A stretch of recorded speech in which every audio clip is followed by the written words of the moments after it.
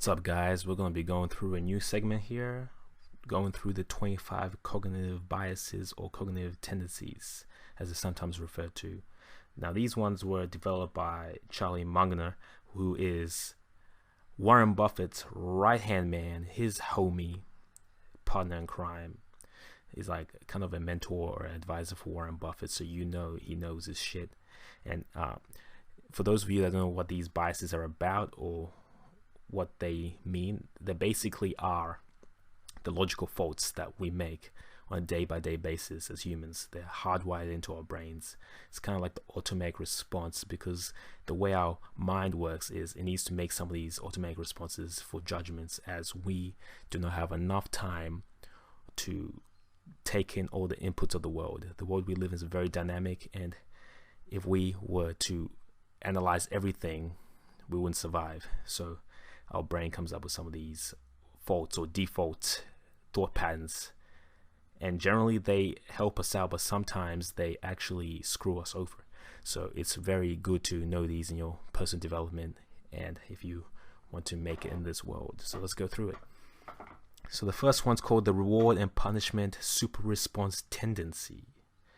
Now basically it is somewhat like Sigmund Freud's assertion that people pursue pleasure and keep away from pain, which is something that we all know. We definitely don't like pain. That's why when you put your hand in fire, you freaking pull that shit straight away.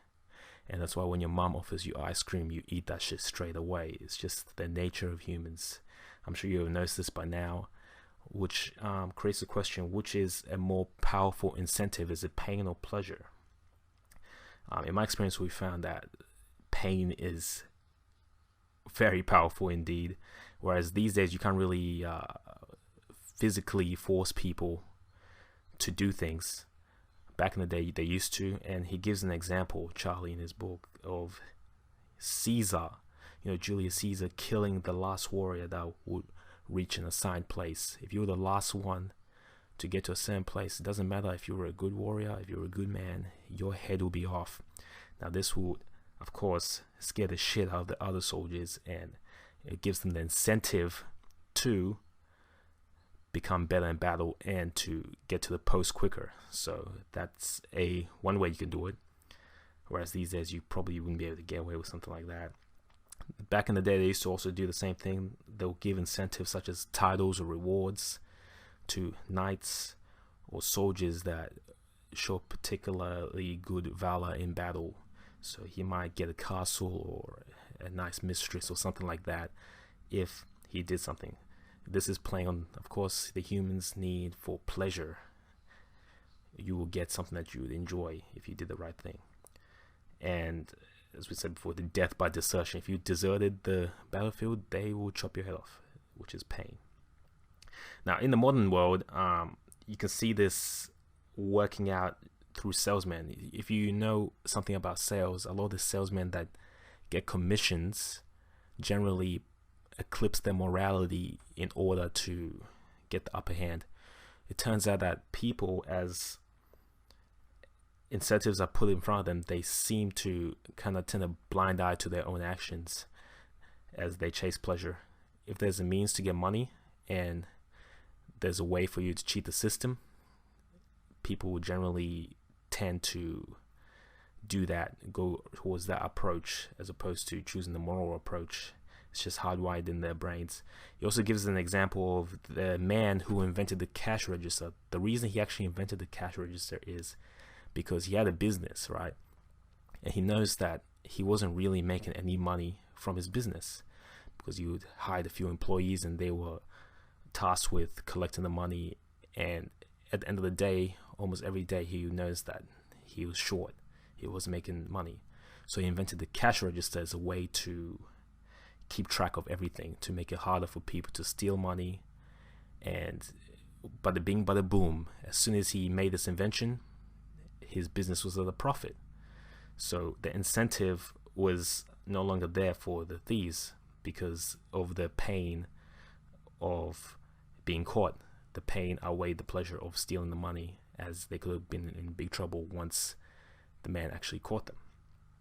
So this is very powerful stuff.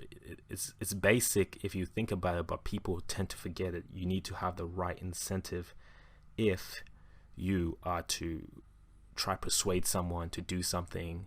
You need to appeal to their interests. It's also one of the 48 laws of power. You need to appeal to people's interests if you want to get something. And if you want to develop yourself as well, you need to appeal to your own interests. There's also this thing he talks about called the granny rule, in which you reward yourself first. You reward yourself after doing the work. It's kind of like how your granny will make you eat your dinner, then they will reward you with dessert.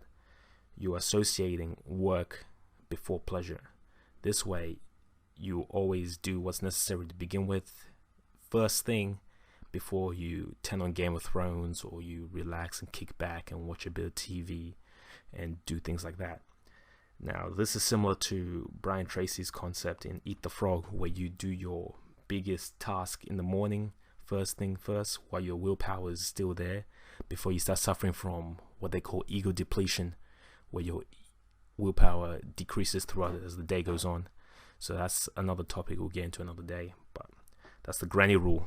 Do the hard stuff first and reward yourself afterwards, so you can form that relationship with yourself where you get things done and then you can kick back. A lot of people have this twisted. They reward themselves first and then they do the work, which makes no sense. If you reward yourself first, you don't really have an incentive to do the work. You're putting the incentive there for yourself to do the work, and life is about finding the right incentives. So if you have maybe a big project you have to do, try reward yourself with maybe a holiday afterwards. Take a week off where you just kick back, relax with your family or friends, and do absolutely nothing but enjoy pleasurable activities. But if you were to do this without a reason and then try to do your project afterwards, try hustle afterwards, obviously it wouldn't work. You need to have the incentive after the work. All right, so that's the first cognitive bias: appeal to people's incentives. If you can get the right one, you can make people do anything. You can also make yourself do anything. The rewards and punishment super response tendencies. So that's number one, guys. Hope you enjoyed it. We got 24 more to go. Alright, guys, if you haven't already, make sure you check out the new personal development global group on Facebook. Link is in the description. Heaps of good shit for ya. This is pretty much the go-to place for all your personal development articles, free content for everybody, and just a whole community that we're building up. There's no spam here. Also, you could check out the link to my website, TheRealizedMan, right at this website, and you can suss that out. If you have something to post, make sure you check it out and come on. Anyway, have fun, guys. Peace.